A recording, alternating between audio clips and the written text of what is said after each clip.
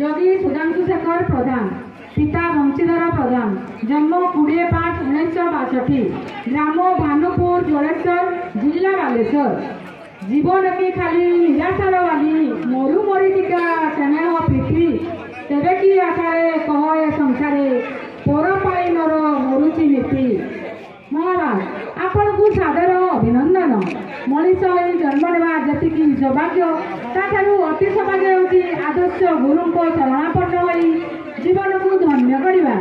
ମୁନି ସମାଜର ପ୍ରାଣ ପ୍ରତିଷ୍ଠାତା ଆଦି ମନୁଷ୍ୟର ଯୋଗେଶ୍ୱର ଶିବମୁନିଙ୍କ ନୀତି ଆଦର୍ଶରେ ଅନୁପ୍ରାଣିତ ହୋଇ ଭଞ୍ଜଭୂମିର ମହାନ ସାଧକ ମୁନି ଶିରୋମଣି ସୁଭାଷ ମୁନି ଯୋଗ, ସ୍ୱାସ୍ଥ୍ୟ, ଆତ୍ମଜ୍ଞାନ ତଥା ସ୍ୱତନ୍ତ୍ର ବିଚାରର ଯେଉଁ ଧର୍ମଧ୍ୱଜା ସ୍ଥାପନ କଲେ ଏବଂ ସେହି ଆଦର୍ଶକୁ ପାଥେୟ କରି ଆପଣ ଗୁରୁ ସେବାର ଯେଉଁ ପରାକାଷ୍ଠା ଦେଖାଇଛନ୍ତି, ତାହା ମୁନି ସମାଜ ପାଇଁ ଅବିସ୍ମରଣୀୟ ହୋଇ ରହିବ।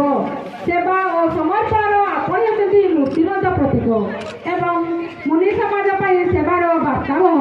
ଗୁରୁଙ୍କ ପ୍ରତି ଆପଣଙ୍କର ସେବା, ଭକ୍ତି, ଆଦର, ନମ୍ରତା ପାଖରେ ସମୟ ମଧ୍ୟ ହାର ମାନିଛି।